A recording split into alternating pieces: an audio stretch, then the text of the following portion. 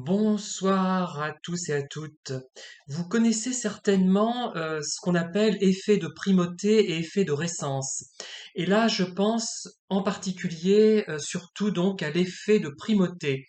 C'est-à-dire que une chose qui arrive en première position va plus vous marquer, va être retenue. Vous allez retenir une première fois et une dernière fois. Enfin, je simplifie à outrance, hein. Et par rapport au pervers, c'est ce qui se passe. Et c'est ce qui nous empêche de rompre avec les pervers ou les personnes malveillantes.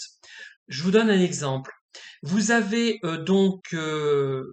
rencontré une personne que vous avez trouvée particulièrement brillante, agréable, remarquable, lors d'une soirée.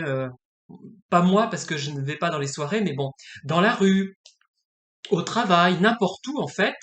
Et cette personne nous a paru vraiment remarquable, brillante, agréable, empathique, cultivée, très intéressée par vous.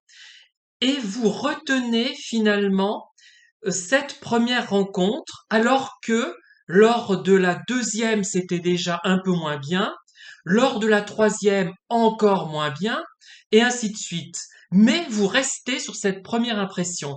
Eh bien, il ne faut pas rester sur cette première impression qui n'était manifestement pas la bonne en l'occurrence, et il faut rompre l'espèce d'engagement dans lequel vous êtes pris ou prise. Voilà, je crois que c'est très important. Cette première impression, il faut s'en défaire si elle ne se révèle pas, comment dire, pérenne, si elle n'a pas de durée, si dans le temps, elle ne se reproduit pas. Et c'est le tort que l'on a. Moi, souvent, je n'ai pas rompu avec des pervers ou des personnes nocives parce que la première fois que je les avais rencontrées, ces personnes, les premières fois, on va dire même, elles m'avaient paru extraordinaires, alors que par la suite, elles ont été vraiment calamiteuses. Voilà. Merci. Bonne journée. Au revoir. Bonne soirée plutôt.